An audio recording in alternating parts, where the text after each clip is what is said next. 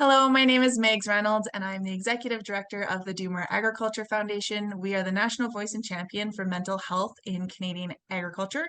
And joining me today is Erica Lenziczek, and I am going to pass it off to her in a second. But first, this is another edition of our Talk It Out series, and our focus for today is on ADHD. Erica, thank you so much for coming on. Thank you for having me. I'm really excited for this chat. Yes, it's a topic that I seem to be seeing, and I'm probably not the only one, but more and more of, especially on social media, with people being diagnosed, as I'd say, especially women later in life. Mhm. And so we felt it was really important for us to touch on it. Yeah, I'm excited to talk about that a little bit today too, the later in life diagnoses of it. Awesome. And just for everyone out there watching, do you want to maybe further explain why we're having this conversation with you today and how you're connected? Yeah, so I am Erica. I am the founder of the brand Erica and the face and name behind that page on Instagram. I am a Master of Arts in Counselling Psychology student, and I work to reduce the stigma and scariness of mental health and make it more readily available, and also the conversation just a little more organic and natural part of life. I live on a commercial Black Angus operation in Alberta, so I'm connected to agriculture that way, and I'm just really passionate about mental health. And ADHD is also something that I'm becoming more passionate about focusing some of my research on in my master's, and something that I actually have worked with in the past through education, because of my background in education. So I'm really excited to just have this conversation today. It's something that's really important. Awesome. So jumping right in, how would you describe, say if I've never heard of ADHD before, how would you describe what ADHD is and how that might influence or affect someone who's living with it? So ADHD is typically described as neurodivergence, which to me does not make the term more understandable. So It is often something that's really overwhelming for people to understand. And there's a lot more to ADHD than actually meets the eye. So when you think about ADHD, a lot of people visualize the disruptive little boy in class who's running around and can't sit still and can't focus and doesn't listen to directions. And that is true. It's typically characterized by the inability to sit still, the inability to focus, and problems with impulse control. But ADHD is actually just a difference in the firing of neurons, specifically between your emotional brain and the part of your brain it does impulse control and inhibition. It's all in your prefrontal cortex. So right there. So it's just that kind of a weak cell signal a lot of the time between those two really important parts of your prefrontal cortex. I have never heard it described like that before, and I actually love that description. I feel like that makes so much sense that anyone can connect and kind of understand what that might mean. Good. Um, I'm glad. from that, what can be some of like the misconceptions? Because like you said, there's and that's the image I had, right? Growing up, that was generally it was more little boys that were being diagnosed. And so you were seeing kind of that behavior is what I think a lot of people, especially probably my age, think of, unless they have someone, directly in their life that has been diagnosed as well.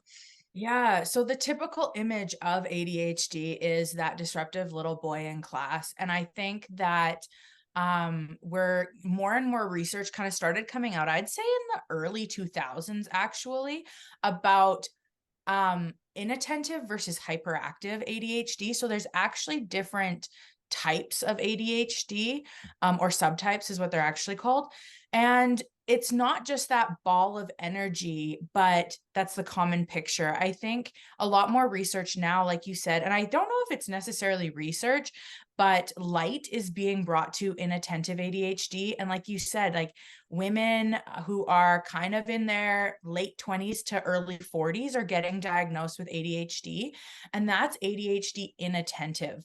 And that is, as you can imagine, doesn't get caught at the school age because of the fact that they're not disruptive to the class.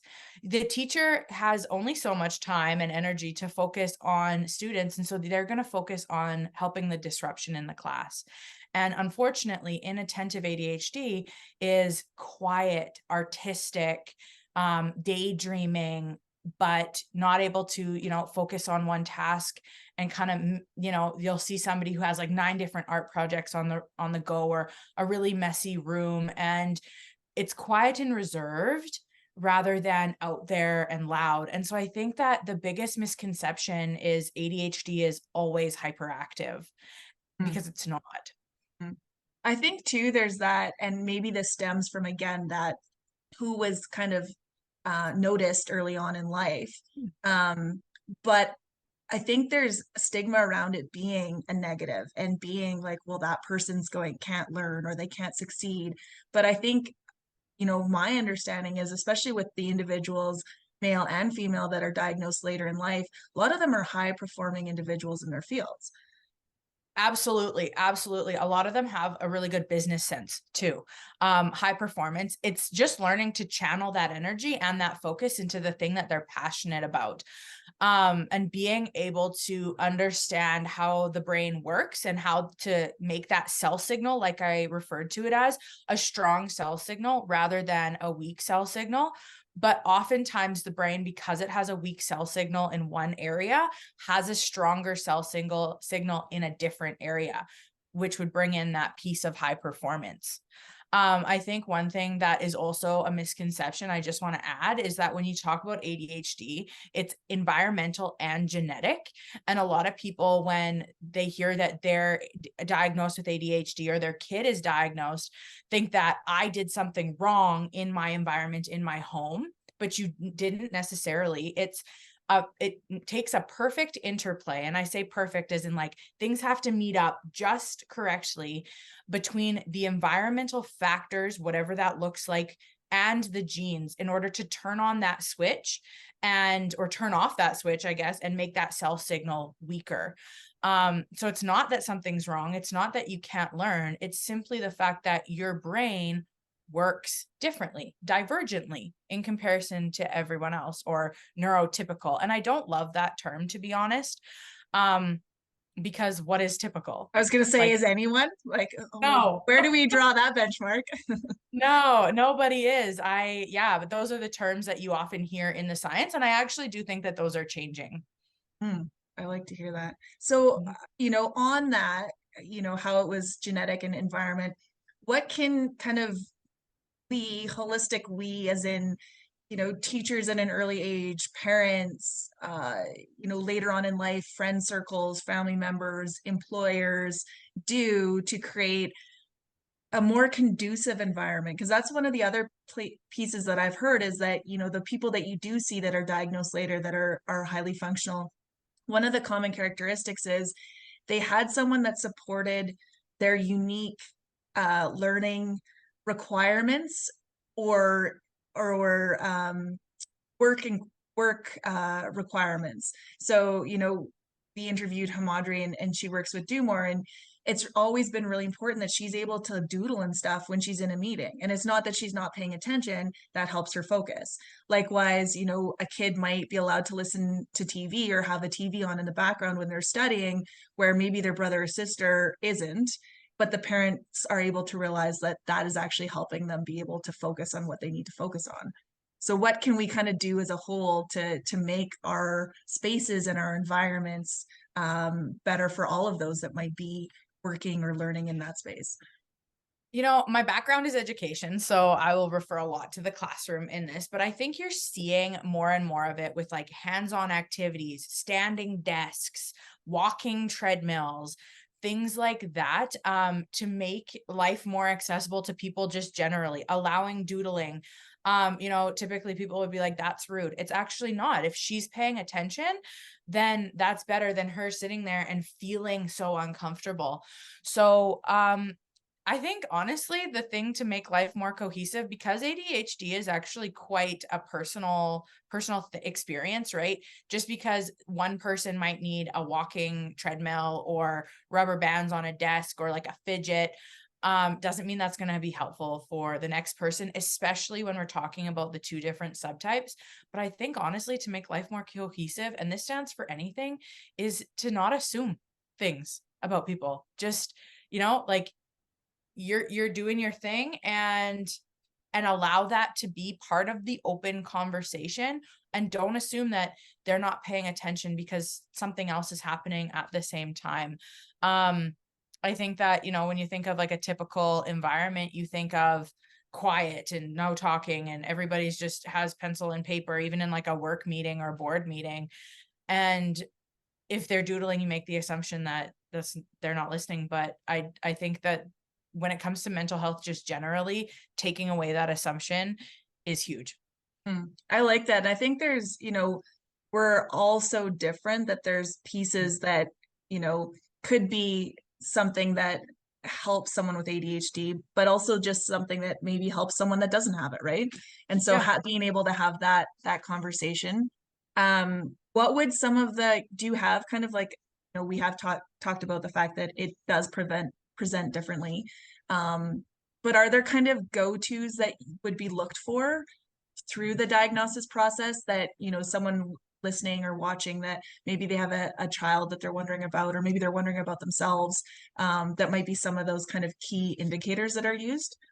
Yeah, there's a ton of key indicators. And I just want to preface this with, because somebody shows some of the key indicators doesn't mean they have ADHD, doesn't mean they do, because I think TikTok and stuff like that, it's great in raising awareness, but it's muddying the waters, right? Like, Yeah. I've had so many friends message me after watching a TikTok video and be like, do I have ADHD now? And I'm like, go to your doctor and ask if you're really concerned. Otherwise, like, if it's not disrupting your life, then, psychology is all about, to what extent is it disrupting your day-to-day functioning? So, prefacing that, but signs and symptoms depend again on the individual with ADHD. It depends on the neurons in the brain. What happens is they fire closer to the edge of the prefrontal cortex. So that means that if it's closer to the edge, it's more sensitive. And that could be like nail biting because you're overstimulated. It could be blurting because of that inhibition to stay quiet, or just impulse control. Emotional dysregulation is another one. So if you snap on people really easily, especially when you're tired, because sleep is really important. You might have less patience for emotional setbacks, right? Like if somebody eats your leftovers in the fridge and you find that you're just gonna blow, and you're like, what is going on? It's overstimulation. Because of a flood of that happening, you struggle to assess and filter your emotions. So your key emotional regulation areas, like I said, are having that weak cell signal. And you're trying to do something that's time bound, and you're trying to talk to somebody, and like you're like, oh, the phone is not connecting. That's what it's like. So that emotional dysregulation, difficulty carrying out instructions, procrastination, which seems like you're just putting off a task, but a lot of time it's extreme overwhelm. Allergies, interestingly, are one, because again of that sensitivity. A lot of people with ADHD, actually, it's kind of more coming out in the research now a little bit more, but food sensitivities and allergies are big. And, you might have that, like cupboards are left open, doors are left open, lights are left on, things like that. Constantly changing tasks. So people that are multi-passionate about different things a lot of the time, excessive talking, that daredevil danger thing with, like, again, that picture of the little boy in the classroom who's like going fast and hard all the time.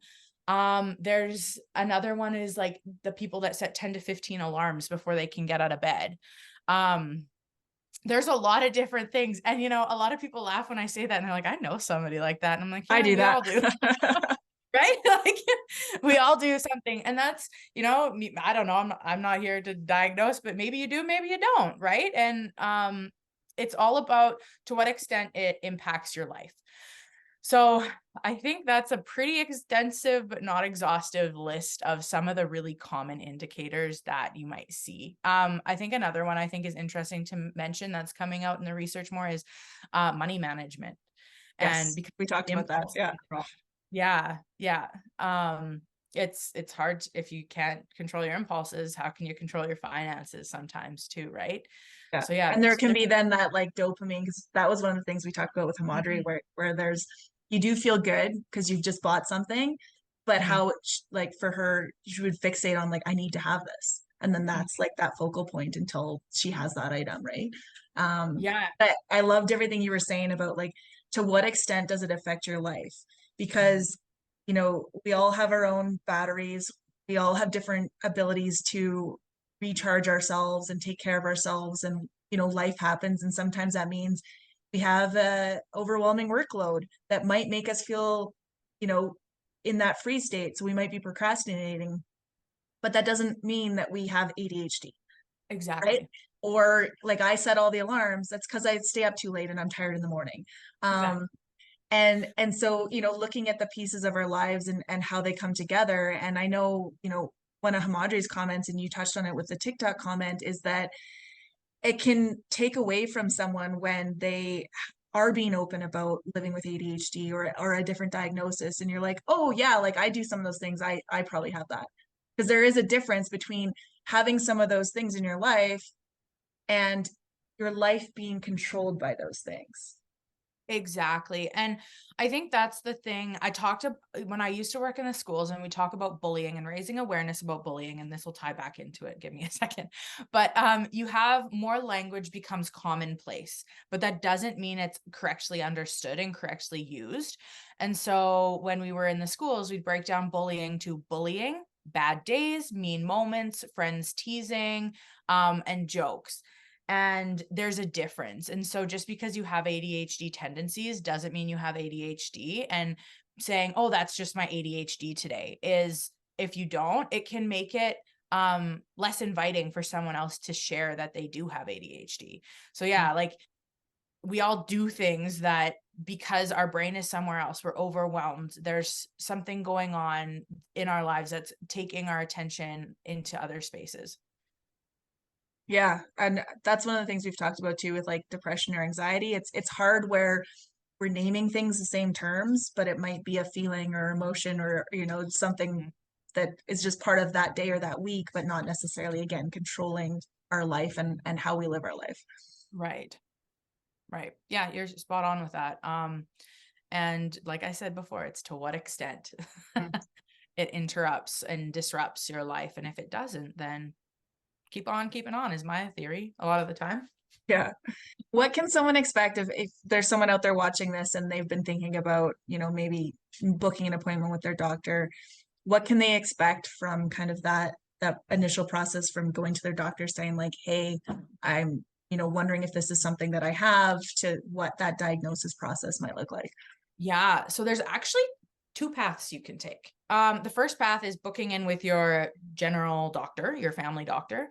If you go that route, a lot of the times they will do like a kind of a surface level screen. And then in Alberta, anyways, they'll put you into the system and then you'll go through, I think it's most of the time Homeward Health, and they'll refer you on to a psychiatrist. That psychiatrist will do a more in-depth assessment that will, if you're an adult, look through it from childhood to now, to what you're experiencing, what things look like.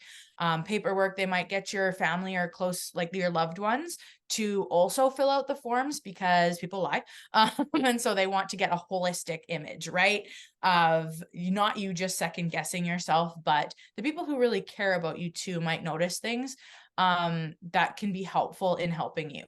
So forms, and like I said, they're going to send the forms with you, so you choose and you're in control of that.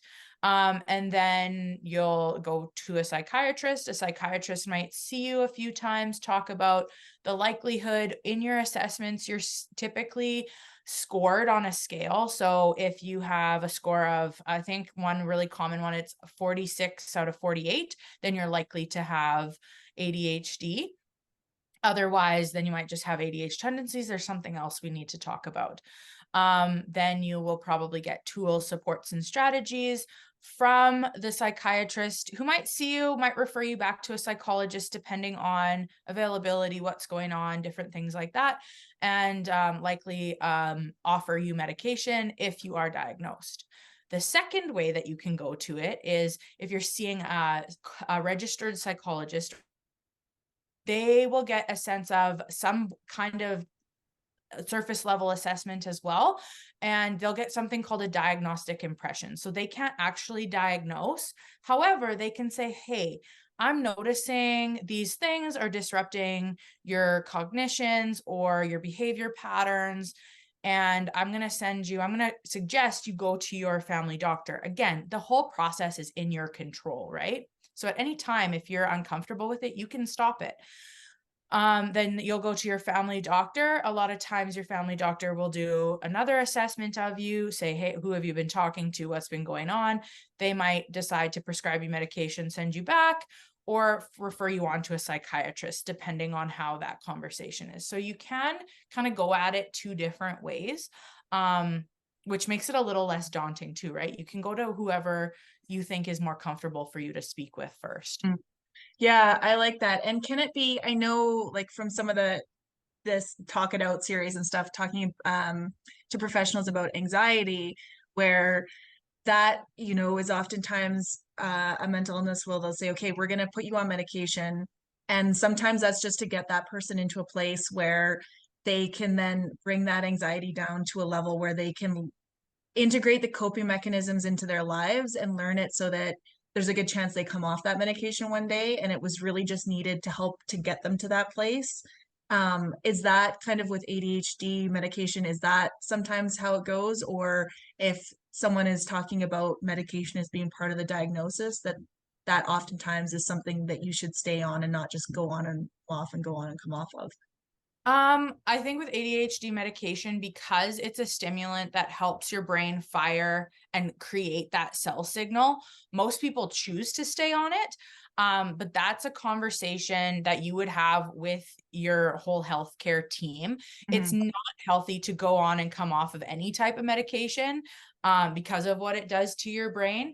But I mean, I know people who have come on and gone off, and I know people who choose to stay on. I would say it's up to the person taking the medication, their need, how they're doing, what's going on in their life. There's so many factors that play into medication and whether somebody chooses to ultimately go on it or come off of it. And I think important to note that a doctor should be part of that conversation always. Absolutely. Absolutely. Your healthcare team, 100%. Like, just like depression or anxiety, if you talk to your counselor, then they'll say, talk to your doctor. And it's health as it stands is an integrative, holistic thing. And I think we need to talk about different mental health, diagnoses as the same thing. And the fact that you should be talking to your doctor, your counselor, psychiatrist is kind of a mix between a doctor and a counselor, and have that holistic approach to it. I like that. And I feel like that segues into, you know, and Hamadri spoke about this, but for her, ADHD doesn't just mean ADHD. There's also can be anxiety and depression that come with that. And just how so often it's not, we like to look at things as being very black and white, but oftentimes they're not very black and white, and that there can be other pieces that are involved with what you're experiencing or what your diagnosis is.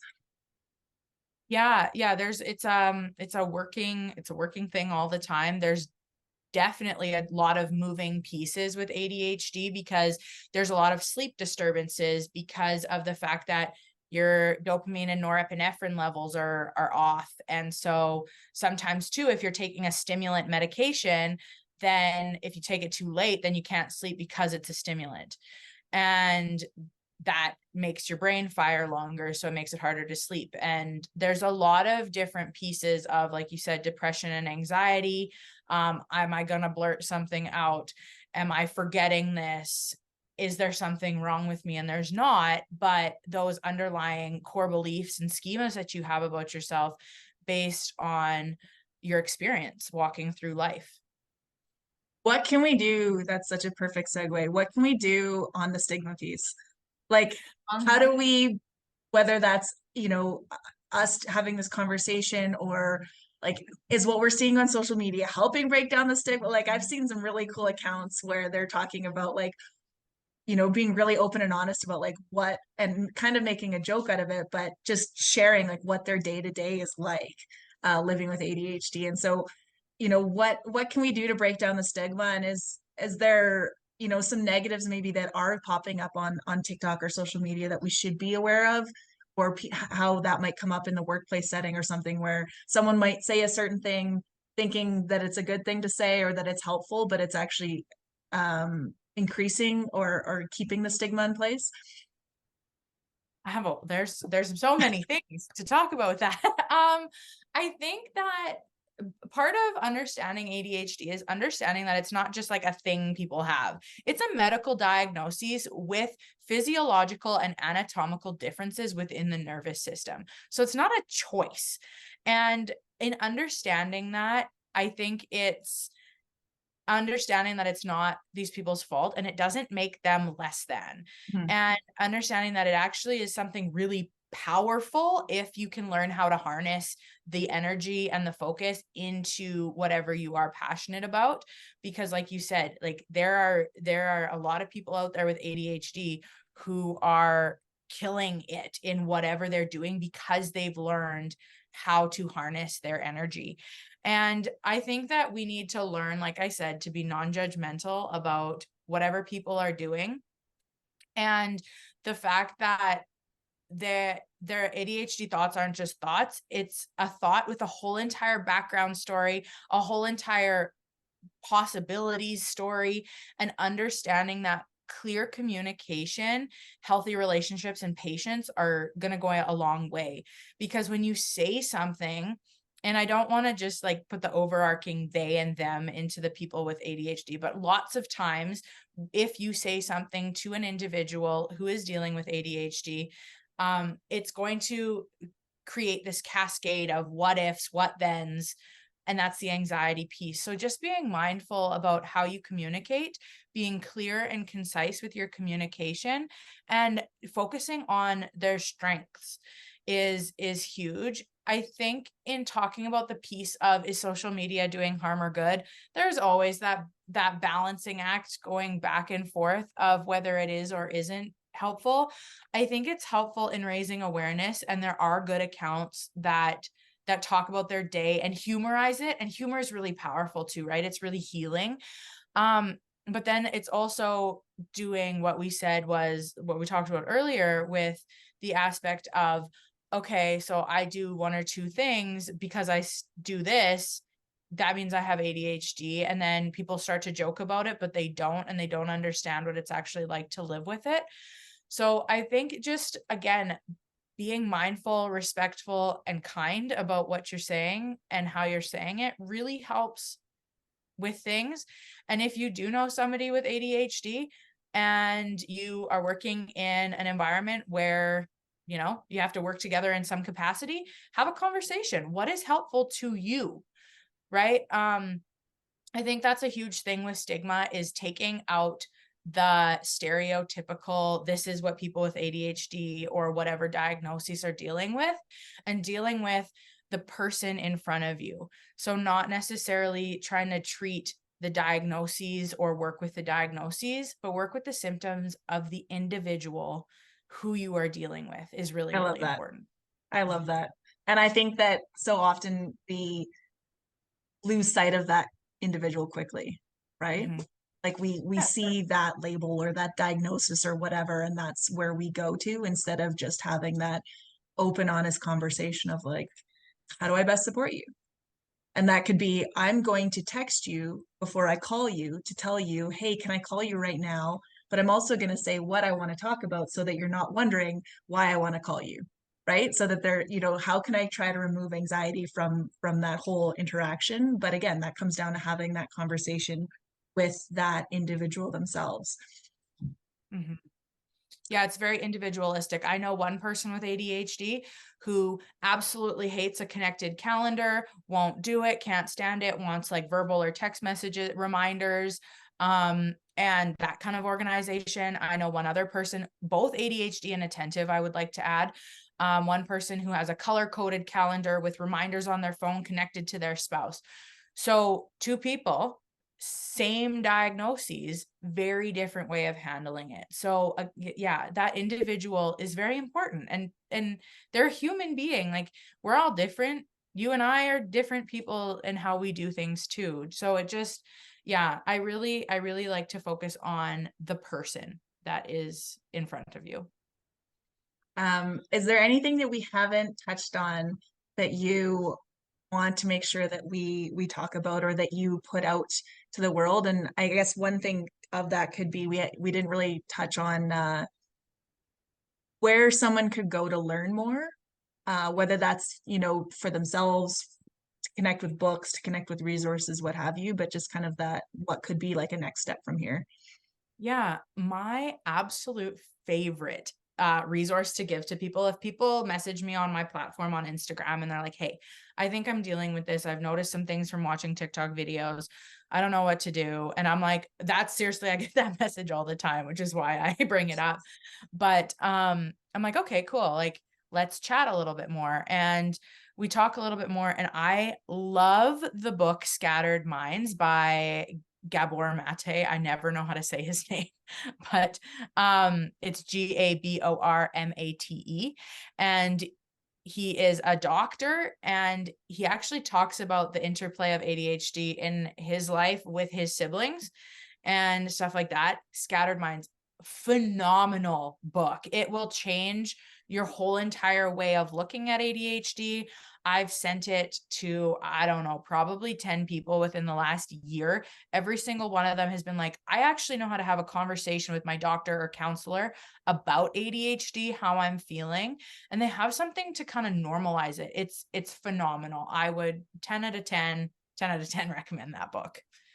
Incredible. Thank you for that. I don't think we've come across that yet. So we'll make sure that we post that in the notes as well. Yeah, like I've read it, I think 3 times in the last year, because it's good. Amazing. And I'm in my master's and I don't have time for reading, but I'm like, okay. That's amazing. Is there anything else we want Um, to touch on? I don't know. I think that a huge thing with ADHD too is your lifestyle. And medication is great. I'm not against medication. I'm an advocate for meds. I'm an advocate for therapy, but your lifestyle is huge too. And one thing that research always says is helps directly after is physical activity. So I think that staying physically active is something that's really important. If it's a walk outside, if it's going to the gym, whatever that looks like for you.